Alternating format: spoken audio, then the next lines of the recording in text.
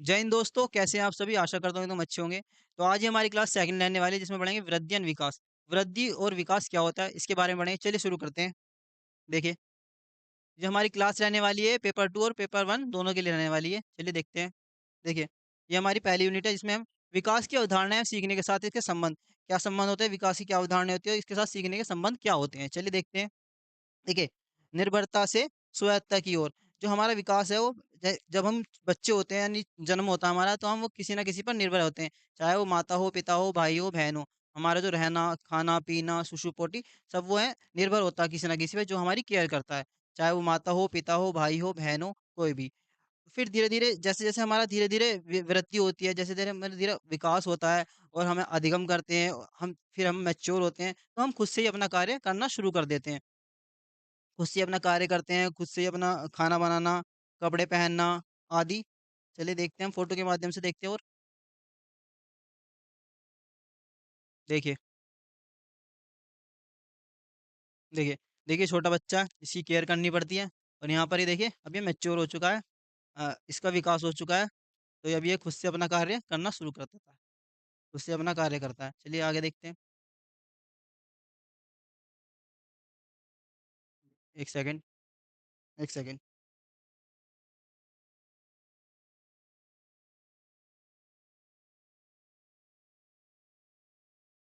1 second, 1 second रुकेंगे।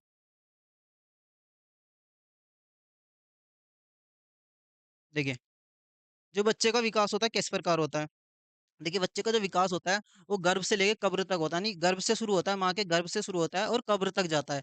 देखिए, जैसे छोटा बच्चा है, ये छोटा बच्चा है, फिर इसके बाद इसकी शैशवावस्था, फिर बाल्यावस्था, फिर किशोरावस्था, फिर धीरे-धीरे, धीरे-धीरे इसका विकास जो है, ये बूढ़ा हो जाता है, वृद्धावस्था में आ जाता है और फिर ये रेस्ट इन पीस हो जाता है।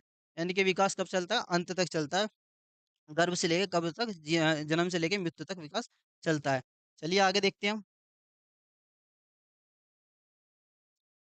देखिए। यदि बात की जाए विकास की, विकास इसके हम कुछ की पॉइंट देखेंगे जैसे विकास के अंतर्गत मानसिक विकास। मानसिक विकास यानी कि हमारे दिमाग से संबंधित होता है, हमारे चिंतन से संबंधित होता है, हमारी बौद्धिक शक्ति से संबंधित होता है।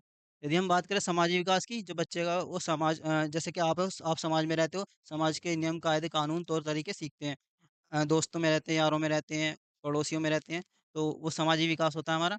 संवेगित विकास क्या नहीं, हम अपने इमोशनल को कंट्रोल करते हैं, जैसे कि लव, एंगर, फियर के कहाँ पर हमें कौन से इमोशनल दिखाने होते हैं। उन पर कंट्रोल करते हैं हम अपना।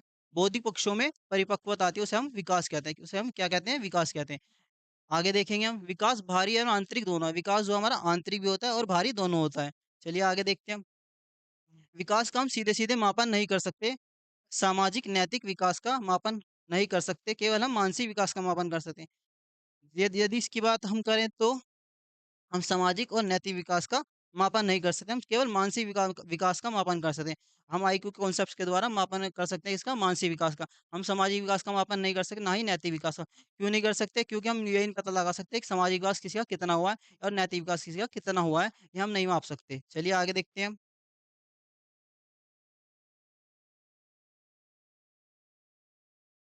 देखिए, विकास के अंतर्गत हम ये बात करें कि मात्रात्मक और गुणात्मक, जो हमारा विकास होता है मात्रात्मक, गुणात्मक दोनों तरीके से होता है।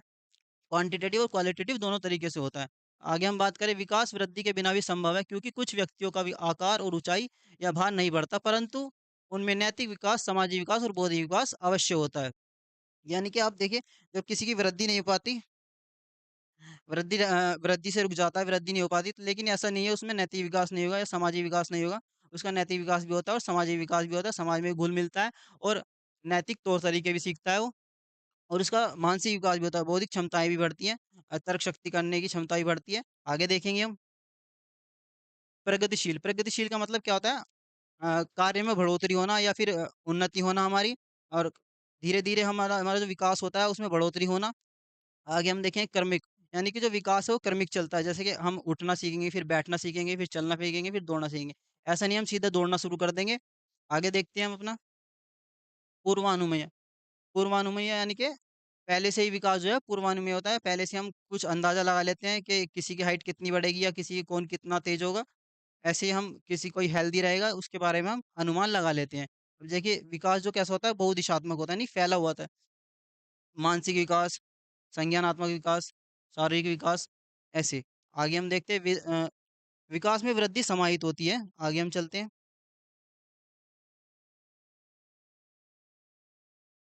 देखिए, अब हम बात करते हैं वृद्धि की।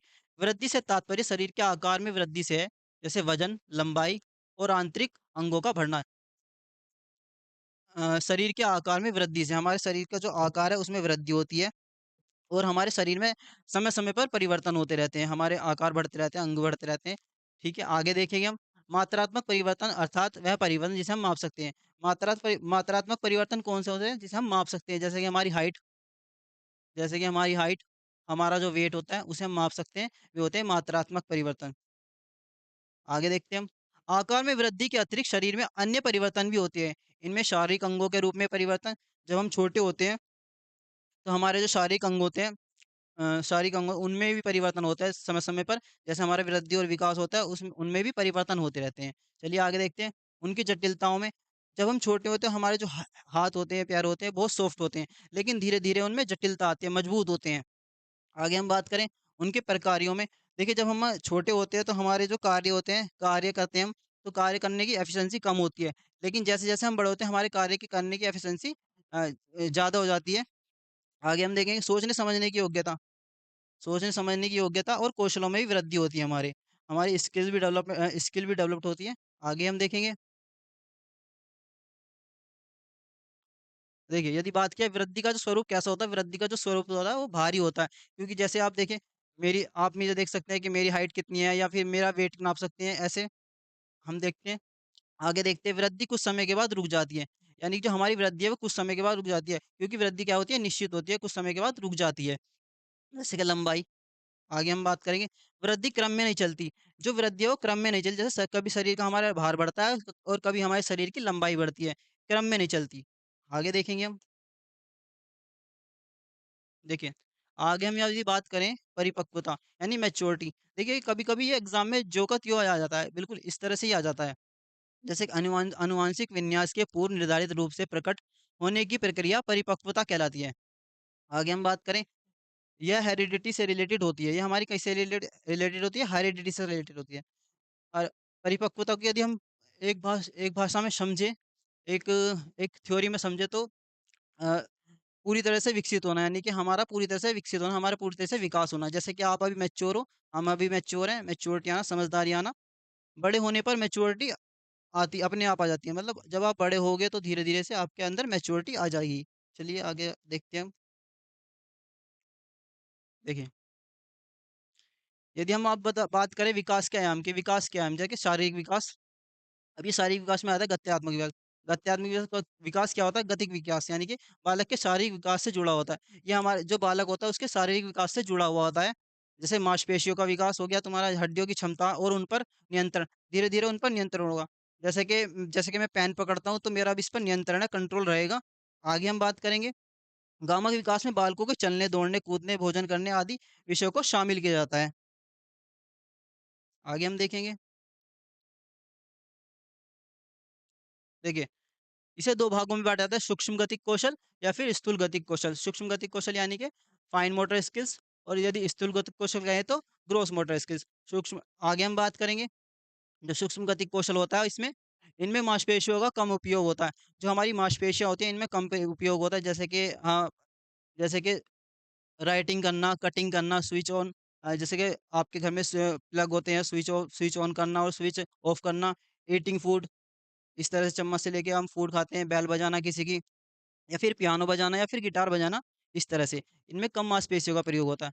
अभी हम बात करें स्थूल गतिक कौशल यानी कि ग्रॉस मोटर स्किल्स की, इनमें मांसपेशियों का अधिक प्रयोग होता है। जैसे कि आप 1 सेकंड, देखिए जैसे कि रनिंग, यदि हम भागेंगे तो हमारी मांसपेशियों का ज़्यादा प्रयोग होगा।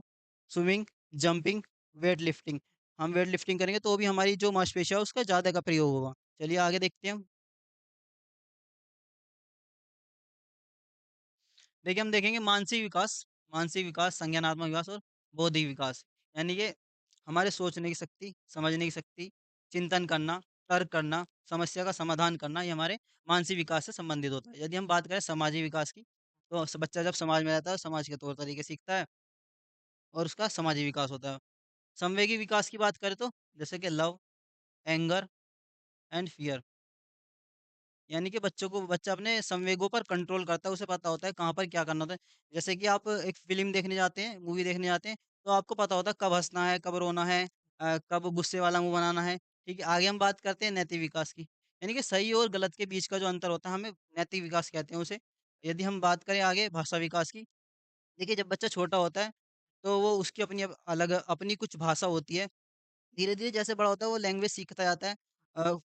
पहले कुछ और वर्ड बोलता है, फिर कुछ और, फिर धीरे-धीरे भाषा बोलने लगता है अपना। लैंग्वेज पे उसकी पकड़ बनने लगती है, उसकी भाषा विकसित हो जाती है, ठीक है? आगे हम देखते हैं, देखिए, आगे देखिए ये हमारा जो बैच है, इसके बारे में बता देता हूँ आपको मैं।